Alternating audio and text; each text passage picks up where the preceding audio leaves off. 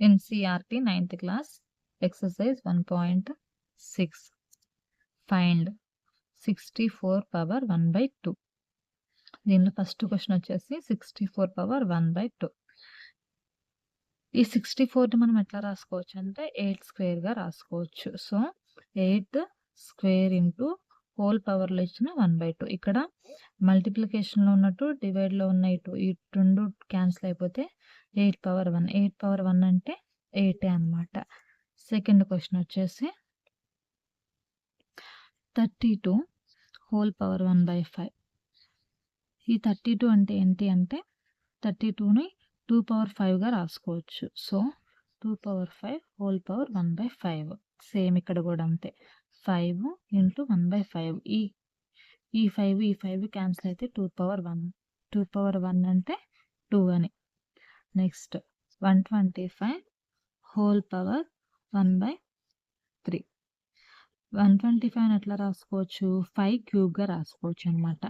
5 cube whole power 1/3. ఇక్కడ 3 ఇది 3 cancel అవుతుంది. So 5 power 1. 5 power 1 అంటే 5. Next find 9 power 3/2.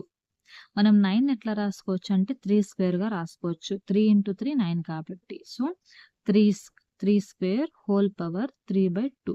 దీన్ని ఇట్లా రాసుకోవచ్చు కదా, 3 స్క్వేర్ ఇంటూ 3/2 గా కూడా రాసుకోవచ్చు. సో ఈ 2 క్యాన్సిల్ అయిపోతే 3 power 3 ఉంటుంది. 3 power 3 అంటే ఏంటి? 3 క్యూబ్. 3 క్యూబ్ అంటే 27. నెక్స్ట్ క్వశ్చన్ వచ్చేసి 32 power 2/5. 32ని మనం ఎట్లా రాసుకోవచ్చు? 2 power 5 గా రాసుకోవచ్చు. ఎందుకని 2ని 5 టైమ్స్ మల్టిప్లికేషన్ చేస్తే 32 వస్తుంది అనమాట. So 2 power 5 whole power 2/5. ఇక్కడ 2 power 5 ఇంటూ 2/5. ఈ 5 క్యాన్సిల్ అయితే 2 స్క్వేర్ ఉంటుంది. 2 స్క్వేర్ అంటే ఎంత? 4. Next 16 power 3/4. 16ని కూడా అంతే 2 power 4 గా రాసుకోవచ్చు. 4 స్క్వేర్ గా కూడా రాసుకోవచ్చు. కానీ ఇక్కడ మనకి 4 ఉంది. డినామినేటర్ లో 4 ఉంది. సో 2 power 4 అయితే దీనికి బెటర్ గా ఉంటుంది అనమాట. అందుకని 2 power 4 గా రాశాను. So 2 power 4 into 3/4. ఈ 4 క్యాన్సిల్ అయిపోతే మనకు 2 క్యూబ్ ఉంటుంది. 2 క్యూబ్ అంటే ఎంత?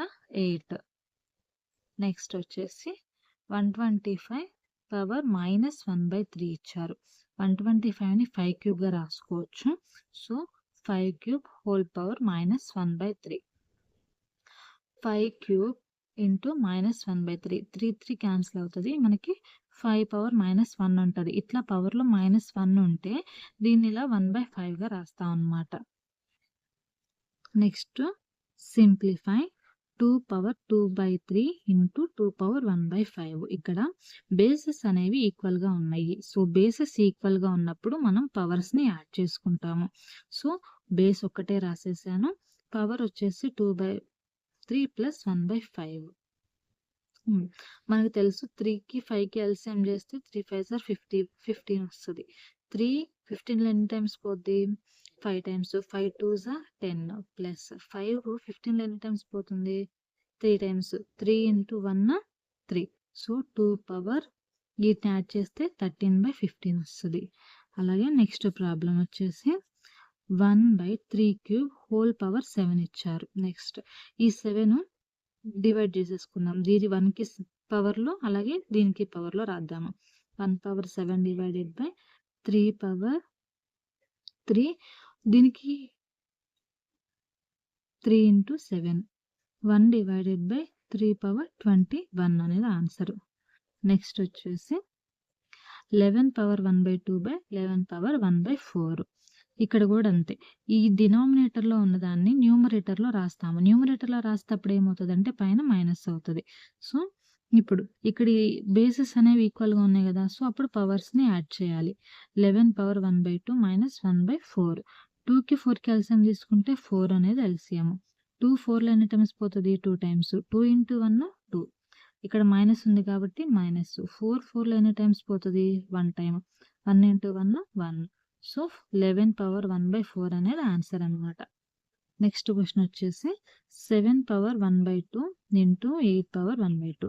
ఇక్కడైతే పవర్స్ ఈక్వల్‌గా ఉన్నాయి. బేసెస్ ఏమో సెపరేట్‌గా ఉన్నాయి. అప్పుడేం చేస్తామంటే పవరు రెండిటికి కలిపి ఒకటే రాసి, ఈ బేసెస్ రెండిటిని మల్టిప్లై చేసుకుంటాము ఇట్లా. ఈ 7 ఇంటూ 8 ఈ రెండిటికి కలిపి పవర్ ఒకటే రాస్తాము 1/2. 7 ఇంటూ 8 ఎంత? 56 హోల్ పవర్ 1/2.